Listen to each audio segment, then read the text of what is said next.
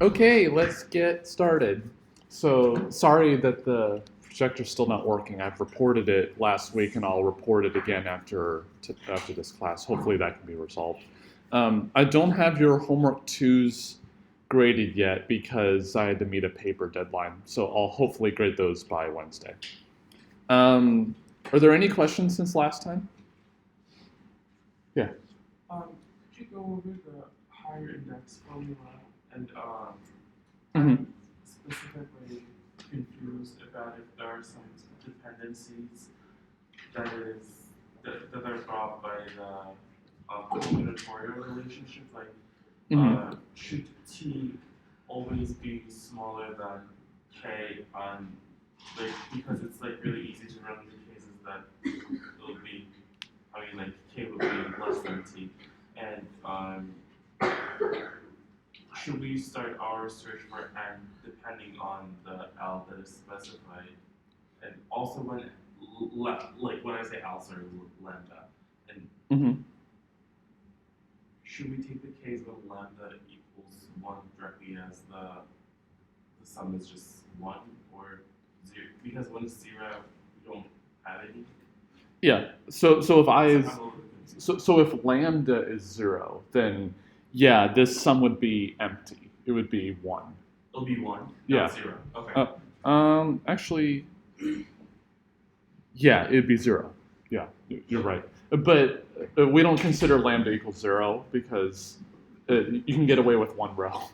So only consider this when lambda is at least 1. Because if lambda is at least 1, that's the definition of a covering array to start with. Okay. Yeah, so if let's actually go through this. So if lambda equals 1, then what formula do we have here? Actually, let's go to where I have it here. So if lambda equals 1, then what do we have? We have k choose t, v to the t, and then we have in the sum, if lambda equals 1, what are the values of I that we go over? Yeah, just 0. So what is some number n choose 0? 1. So we have 1. What is some number, not 0, to the 0 power? Again, 1. And then we have 1 minus p to the n minus 0, which is just that. So, in fact, this seems a little familiar because this is just the formula for lambda equals 0 that we talked about before. So we recovered the same definition. So then for lambda equal 2, for example, we still have the k choose t, v to the t business. But now, what are the values of I that are looped over? 0 and 1. Well, we know what the value for 0 is, because that's just 1 minus p to the n. So that's 1 minus p to the n. And then we got to add on the term for when I is equal to 1. So if I is equal to 1, greatest sentence in human history, if I is equal to 1, what does n choose 1? It's just n. So it'll be n times, and then some number to the 1 power is that number, so np. And then the other term is 1 minus p to the n minus 1. And then we just got to find an n such that the left side is less than 1. So what is the smallest possible choice of n that you should consider? Well, let's start at the lambda equals 1 case. So if lambda is equal to 1, what is the smallest possible number of rows that you could ever have? 2. Oh, way more than 2. Well, if every column has v values and I have strength t, what is the minimum number of rows I could ever have? V to the t. So you would just start the search at v to the t, and if that result is not less than 1, you make n go up by 1. If that's not enough, make it go up again by 1. Make it go up by 1 over and over and over until it becomes less than 1. Okay? Any questions on that? Let's see. Oh, yeah, so that's for the lambda equals 1 case. What about the lambda equals 2 case? What is the minimum possible number of rows I could ever have? Yeah, lambda times v to the t. Because v to the t for all the interactions in t columns, well, every one of them has to appear lambda times. So for lambda equals 2, for example, you would start the search at 2 times v to the t. If we were doing lambda equal 3, you would start the search at 3 times v to the t. Okay? What is a way that we can make this search substantially faster? Well, we just started a particular value, lambda times v to the t, and then if that's not enough, we add 1 to the value for n that we're looking at. If that's not enough, we add 1. What's a way that we can make that go faster? Don't jump by 1. Yeah, don't jump by 1. Jump by a half, right? No, I'm kidding. How many of you have ever heard of repeated squaring? No one has. It's binary search, like going forward and then going backward. It's kind of like that, yeah. So the idea is, so the repeated squaring idea, let's just say that we start at n equals v to the t. Let's just say we're doing the lambda equal 1 case, just for simplicity. Then if that's not enough, then we try 2 times v to the t. Then we try 4 times v to the t. And just keep multiplying by 2 over and over and over until you get something less than 1. But then we may have overshot the mark, so you just either do some kind of binary search back or you subtract by 1. What I've done in the past, actually, for actual research papers, actually, is I did repeated squaring up and then just subtracted by 1 because it doesn't overshoot usually by too much. But yeah, so the idea is instead of just adding incremental by 1s over and over and over, then what we do is we just multiply by 2, and that's exponentially faster. Because for some of these, the bound on n could be in the hundreds of thousands. So you wouldn't want to do this calculation hundreds of thousands of times, but rather like 100 times. So yeah, I would highly recommend using repeated squaring for this one. Okay, any questions though? Yeah, so what I would do is, if I were you, is just to make a simple function that computes, that you provide the n, k, v, and t, and lambda values. It just calculates this left side, and then have another function that will call the first one. If the result is less than 1, then you stop. Otherwise, you multiply by 2 and then subtract by 1 later. Or if you're feeling daring, you can just add 1 and then subtract by 1. But yeah, so that shouldn't be too hard. Any questions though? For cases that Oh yeah. k is less than t. Yeah. So just take them out. Yeah, so that raises a good point. So for, you can ignore, and I probably should have put this in the assignment. I can make this an announcement if you want. You can ignore the cases of when k is less than t, because it doesn't really make any sense. If you have strength 4, so 4 columns, but you only have 3 columns to work with, that's not really helpful. So you could ignore those cases, yes. But once k is equal to t, then that's a completely valid case. Okay, any other questions?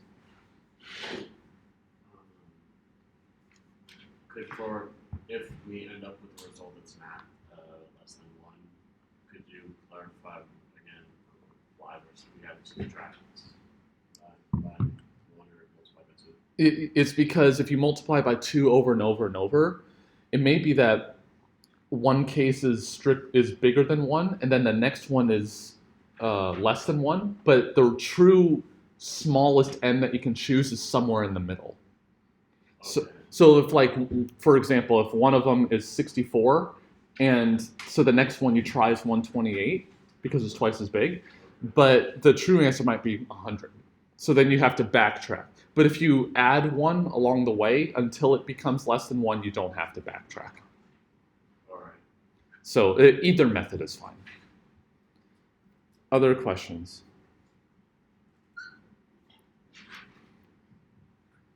Okay, so let's talk about greedy methods. So last time, what did we talk about?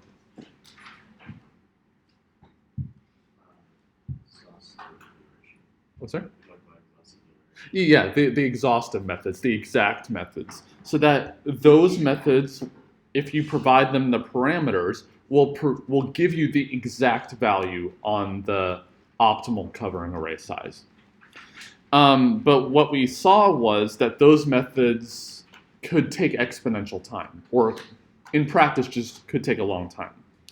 So what we would desire is to have a greedy strategy, or at least a faster strategy that achieves the same logarithmic bound. So remember, we saw that the covering array number is theta log k when v and t are fixed. So if we could have some kind of algorithmic method that doesn't necessarily give us the optimal exact size of the best covering array, but rather just gets the bound right, it still goes logarithmically in k, that's fine.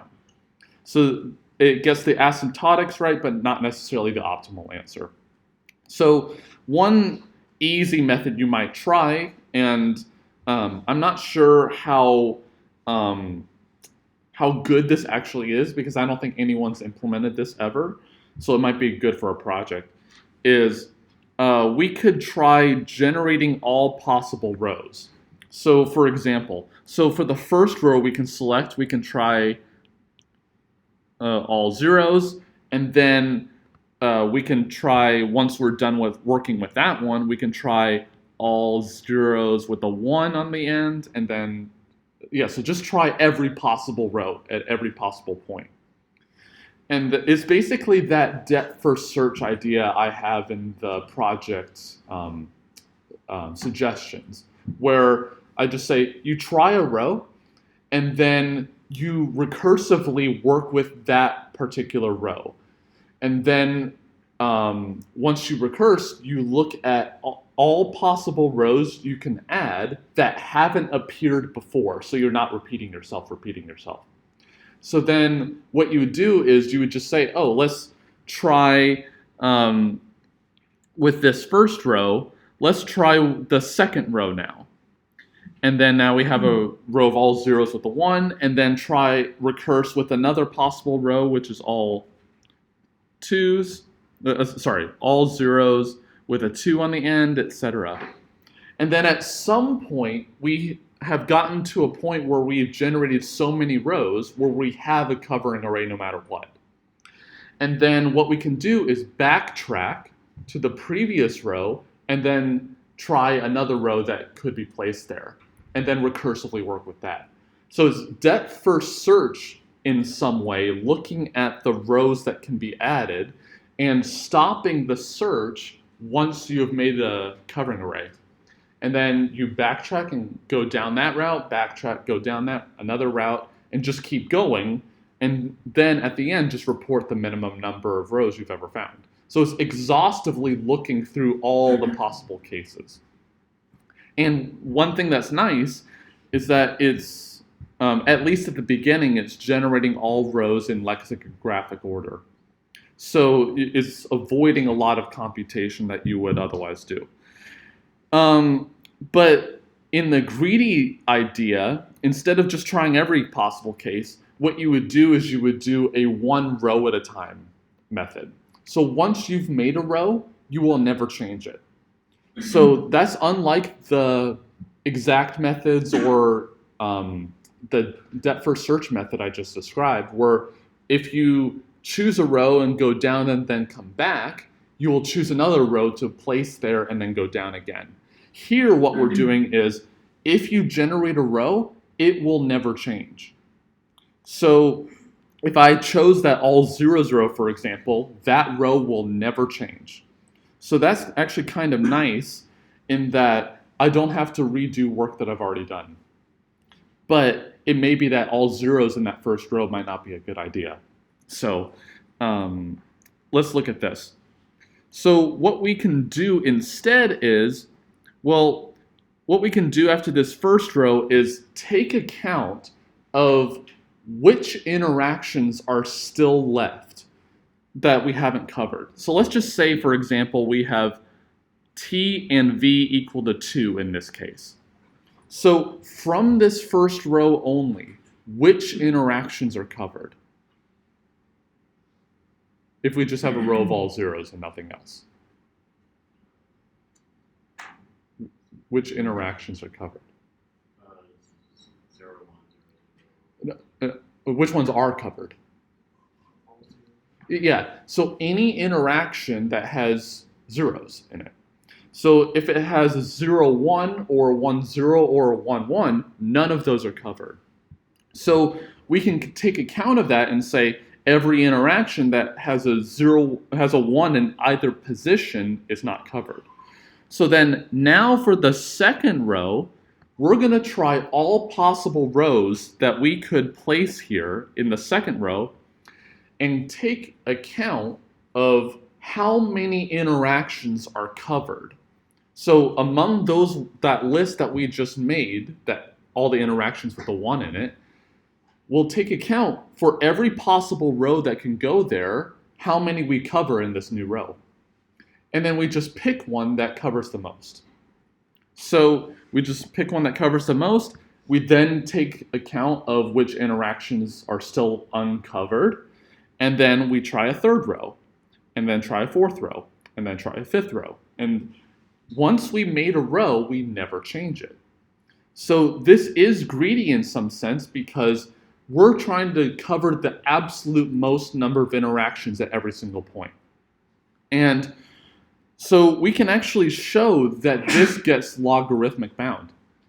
And why is that? Well, let's see. We'll actually see that in a second when we talk about a random method. But I claim that this gets logarithmic in k number of rows, which is nice. Okay, so the problem here is this might not give you the optimal covering array.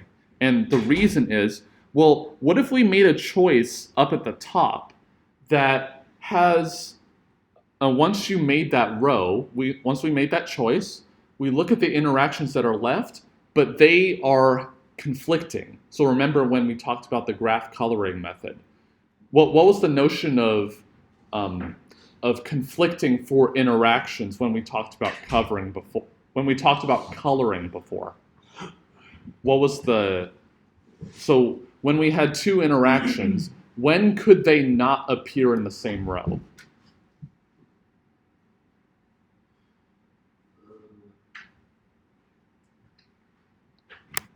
If one of the symbols necessary for said interaction wasn't present in the row. No, so I'm just asking, when could two interactions not appear in the same row, in a row to be built? So there's nothing fixed in the row yet. When the value they were trying to assign to the column was conflicted. Yeah. So like if in one column I have a 0 in one interaction, and in the other one I have a 1 in the same column, then they can't appear in the same row.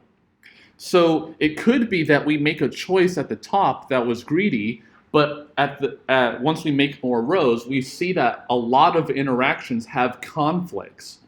And so what you see sometimes is once you make a lot of rows, you'll have, let's just say, a row that could have anything in any position, but it has exactly one interaction in each row.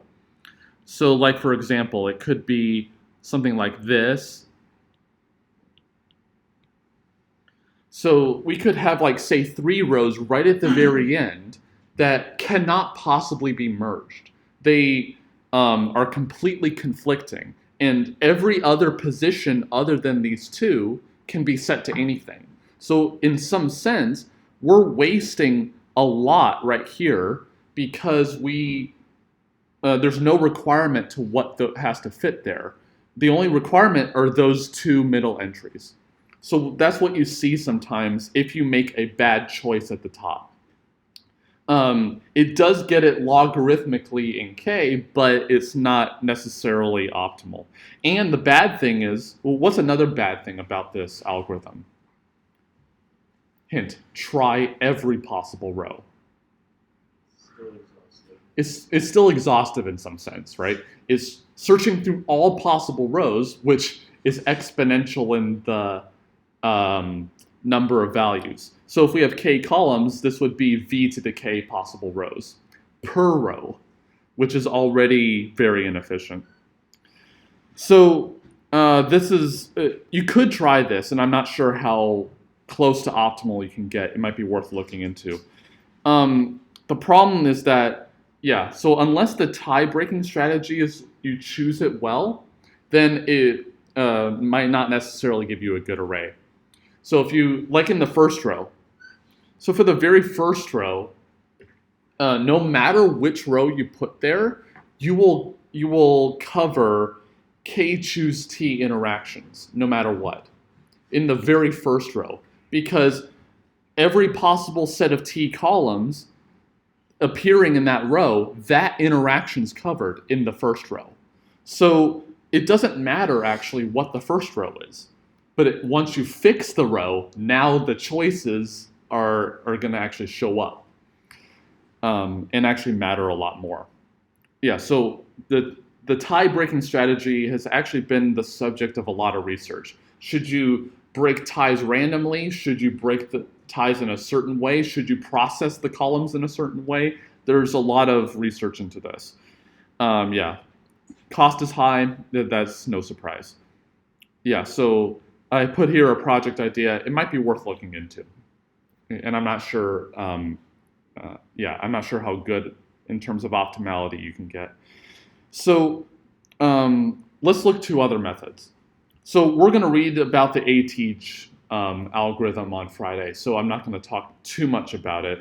But the basic idea is we're going to look. So the Atg algorithm is a 1 row at a time algorithm, just like before, but now instead of just trying every possible entry for every possible row, we're going to fix 1 entry of the row at a time. So let's just say that we have a row R that we want to make, and in each position we have a dot. So the dot means that these are not fixed to anything. So, like, for example, if you're making an array with zeros and ones in it, you can just set the entries in here to be -1 or a star or something. So it just means we haven't fixed it to a value yet, but we will eventually. So the Atg algorithm basically works like you pick a column. It doesn't matter necessarily which column you pick of this row, and then you try different values that could be set there. But that is actually the density algorithm, which we're going to talk about next. What you're going to do here is you're going to pick an interaction that's not covered yet, just pick any one, and force it to be fixed into R, into this row that we're making. So, for example, if we have the interaction, let's just call it I, with columns, let's just say the second and the third column and values 0, 1, then what we're going to do in this row is fix the second and the third column, to be 0, 1. Just fix it and force it to be covered in this row. So this actually shows you that it does make progress, because every single time you're covering at least one interaction that is currently uncovered, because you force it to be fixed. Then now we got to make use of the other entries. So then what you do is you look at, let's just say, this first entry, and just figure out which value is best for some notion of best to put there. And so you'll see all the details about that when we read the paper. But let's just say the best value to put there is a 0. Then what we'll do is actually fix a 0 there. And then now we pick another column, let's just say that one, and then find what's the best value that we can put there. And then fix this entry to be, let's just say it's a 1. And then progressively keep choosing the values in the row that aren't fixed yet. And just keep going until it's completely fixed. And then once the row is fixed, add it to the array. And then once you do that, if you don't have a covering array yet, you make another row and then repeat. So yeah, so we'll talk about the details for ATeach next time, or on Friday. So I do want to go to a different algorithm, though. We haven't talked too much about randomized algorithms yet. Mainly the exact algorithms are deterministic. We did talk about just choosing every possible array at random, and then we looked at the probabilistic argument of whether that thing is a covering array or not. But this is a different kind of randomization. So what we tried to do before was we tried to find a row that covers the absolute maximum number of interactions each time. But what if we look at the average? So if I just generated a row completely at random and kept going, making rows, until I make one that covers at least the average among all possible rows instead of the maximum, do I still get logarithmic growth? That's what we would want to do. So yes, it turns out that's true. So remember that the probability of coverage in a completely random row is 1 over v to the t. Why is that? If I just made a row at random and I have an interaction and I want to see if it's covered in this row, what is the probability that it's covered?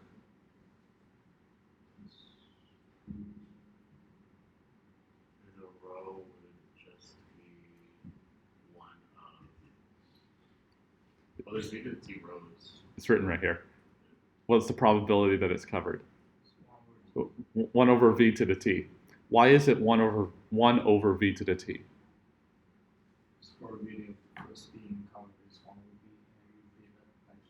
Yeah, so the probability of getting the first value right is 1 over v for the second one, 1 over v for the third one, and etc. for all t. So if we have a certain number of interactions that are currently uncovered before this row is considered, then the expected number of interactions that we cover in this row is the number I have uncovered times the probability that each one is covered. So that means we have sigma divided by v to the t. Well, remember the argument that we talked about before where the number of interactions is always an integer. So that means if, let's just say, for example, that sigma divided by v to the t is 1.5, for example, just as an example. What do you know about whether there existing a row covering a certain number? do we know that if this quantity is equal to 1.5, the expected number that we are going to cover, do we know that there exists a row that covers at least 2? Remember, the number of interactions is always an integer. Can I have a row that covers exactly 1.5 interactions? No. So do we know then that there exists a row that covers at least 2 interactions? Yeah, I can't necessarily guarantee any more, but I know that there is a row that covers at least the ceiling of that number. Okay, so what we can do is we have a certain number of interactions that are left uncovered, and we just repeatedly generate rows over and over and over until we get one that covers at least that number, at least this expected number. And then once we find one, we paste it into the array and then repeat. And if we don't have a covering array yet, then we're going to add another row. So why does this give us a log k bound? Well, let's see. So what is the number of interactions at the very start before we do anything? This should be buried into your brain at this point. What are the number of ways I can choose t columns?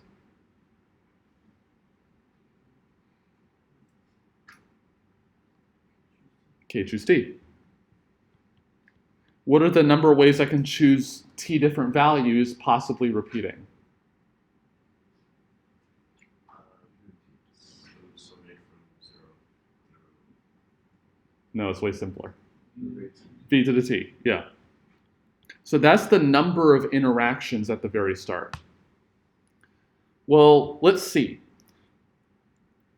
Well, the expected number of interactions that are left over after we make one row is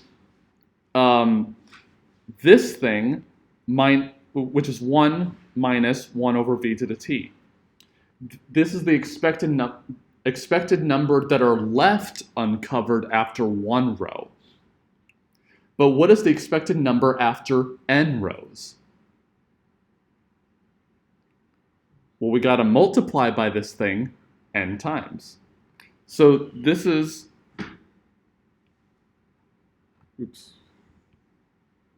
this is after one row. Then if we choose another row at random until we get at least the expectation, well, we're going to again multiply by 1 minus 1 over v to the t. And we're going to keep going. So this is after the second row. And we're going to keep going until when? When the expectation is less than 1. Does this look a little familiar? Yeah, that's the exact same probabilistic argument. K choose t times v to the t times 1 minus 1 over v to the t to the n power, and we solve for n. It's the exact same as before. So this does lead to the log k bound, exactly the same argument. Well, not the same argument, but the same result at least. Okay, you can actually substantially improve this.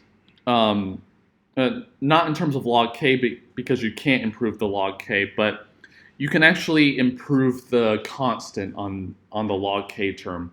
And if you want to, if you're curious, you can look at this paper. There's a preprint available for it. But okay, great. So we have a randomized algorithm, and it might be a good idea to have that be on your next homework. So I might do that for you to actually implement this. But one thing that in computer science that we always try to strive for is reproducibility of results. So if I run this randomized algorithm over and over and over, am I going to get the same number of rows every time? No, not necessarily. So what we try to strive for is a deterministic algorithm. Okay, so and another thing about this is about the random algorithm is we have no guarantee on the runtime, because I might be searching for a long time in trying to generate a row and I just happen to never find it.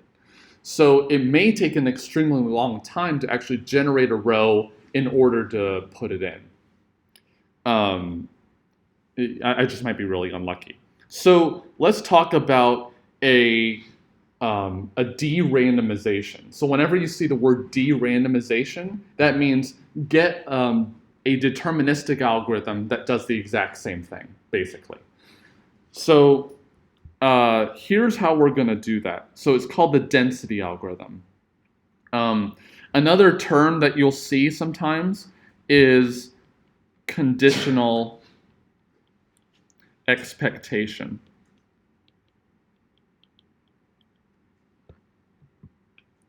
So there are some papers out there that are called a conditional expectation algorithm for blah. And that's basically the same thing. It's just another word for it, another phrase for it. Okay, so what is the basic idea here? So the basic idea is we're going to try to deterministically generate the row so that we're guaranteeing to get at least the expected number covered in this row, but do it deterministically. So what we're going to do is this. So let's look at a particular interaction, and well, let's see. So if T has already been covered, if this interaction already appeared, well, there's no point in trying to cover it in this new row, right? Because it's already covered somewhere else. So T won't be covered for the first time in R. So remember what we were doing. What we were doing was we're trying to make a new row so that we cover things for the first time, at least the expected number. At least the expectation, we cover things for the first time. We don't care about the ones we've already covered. So T won't be covered for the first time in R, so let's just not even worry about it. So otherwise, T is not covered, which means that we're going to try to cover it in this row, possibly. So what we try to do is, if it is possible to place this interaction T in the row, then great, we'll try to cover it. If it's currently not possible to put this T interaction in the row, then we're not going to try it anymore. So what do I mean by that? What I mean is, suppose that the interaction T has columns, let's just do the earlier example, 2 and 3, and values, let's just say 0, 1. So column 2 must have a 0, and column 3 must have a 1 in order for this interaction to be covered. So let's just say that the row R that we're trying to make, it may have some fixed entries and it might have some not fixed entries. So let's just say that there are 6 columns, and let's just say for sake of argument that the first, the third, and the fourth are currently fixed to some value. So let's just make some up. So let's see. So yeah, so it's column 1, column 2, column 3, column 4.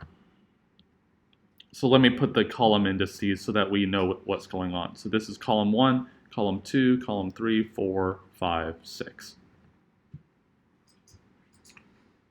Okay, so is it possible to place T into this row? No, why not?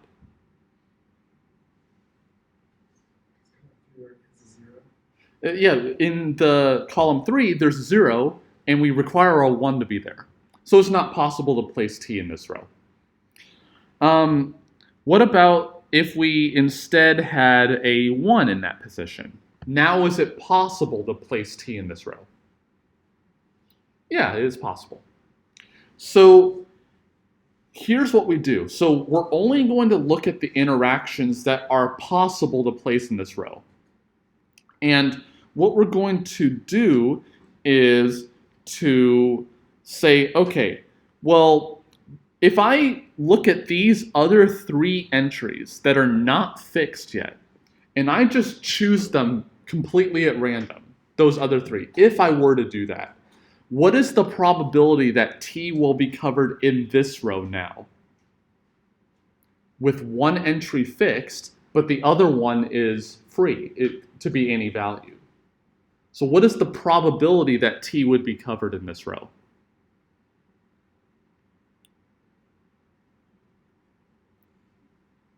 You're thinking too hard. So which entries of T are fixed? Which columns of T are fixed? 3. Which one is not fixed to anything yet? 2. So column 2 is not fixed to anything yet. So it could either be a 0 or 1 assigned there, if I were just to choose the other 3 entries randomly. What is the probability that that entry in column 2 is going to be a 0? Yeah, a half. So with probability 1/2, T will be covered in this row. Okay? So then what I do is I look at that probability for every interaction I haven't covered yet. And I add them all up. So then what we do then is just say, okay, well, suppose then that these, we have, actually, yeah, let's make that a 1. So let's just say we have these fixed entries and these 3 free entries. So free means not fixed. So column 2 is free, 5 is free, 6 is free.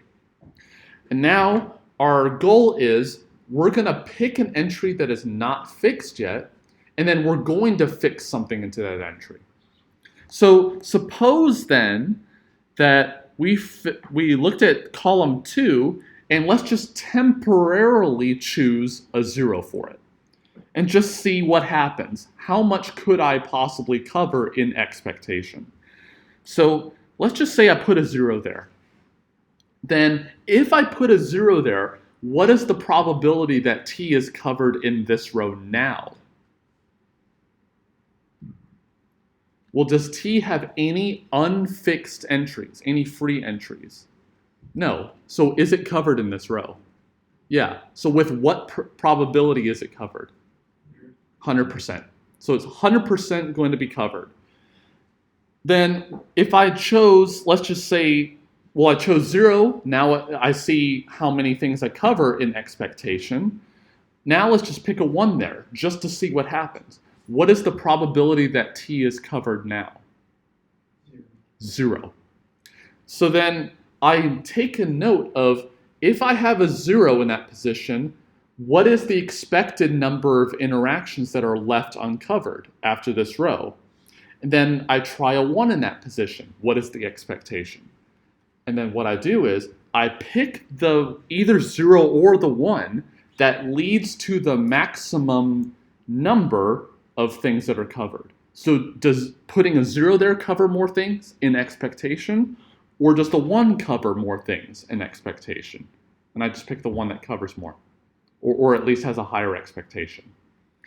And then once I pick the one that in expectation covers more, I permanently put that value there. So if the better choice, for example, was a 0, then I'm going to permanently put a 0 there. And then let's just say we try the 5 and the 6, and let's just say those are going to be 0, 1, for example. Then, once I complete the row, I just take a note of what things were covered.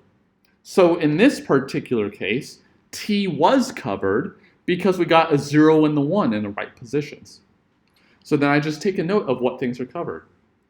And since we always chose the value at each step along the way that it was the maximum, we must cover at least the expectation. Okay? Does that make sense? next time, I don't have the code on me, but I can actually code it up and then we can go through an example of this. Are there any questions about the idea, at least? Okay, yeah, so actually I kind of said all of this. Yeah, so we pick an entry of, we look at columns in some order. It doesn't necessarily matter the order. And then we pick a value in that column that maximizes the expected number of interactions I will cover in the other entries that haven't been fixed yet.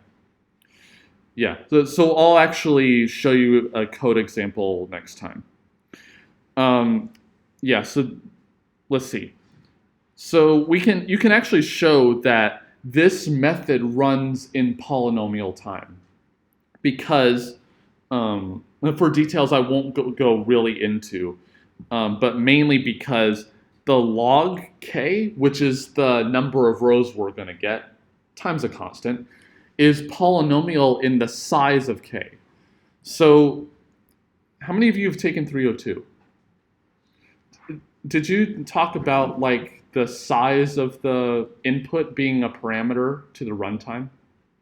Okay, so like for example, if I ran this primality test function of run from 1 up to the square root of the number, and then just check for each one whether it's a divisor. I guess from 2 to the square root of the number. Then what is the runtime of that? So if my awesome primality test, which is for I equals 2 to square root of x, if x divides I, then print, or I guess not print, to return false, so it's not prime, return true.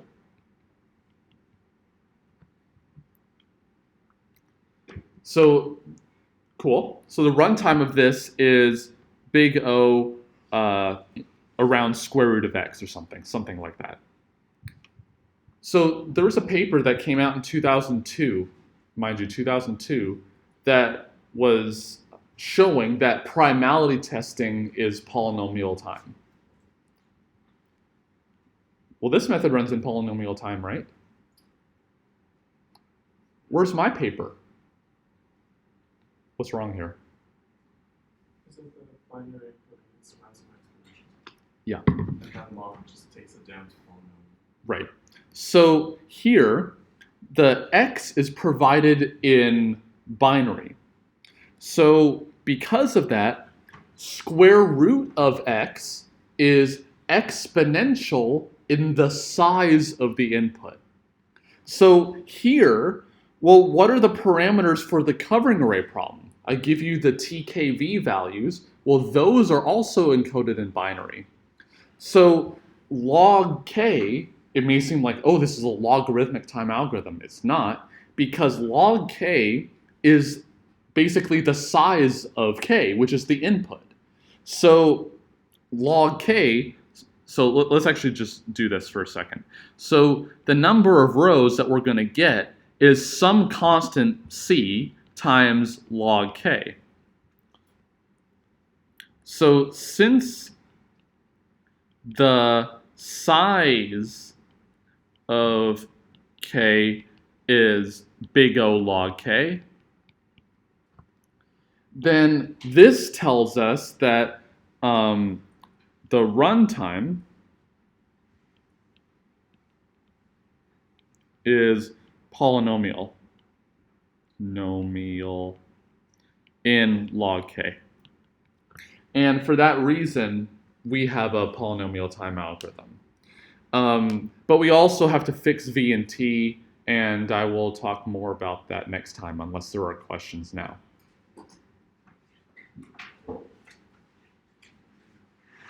Okay, I'll see you on Wednesday.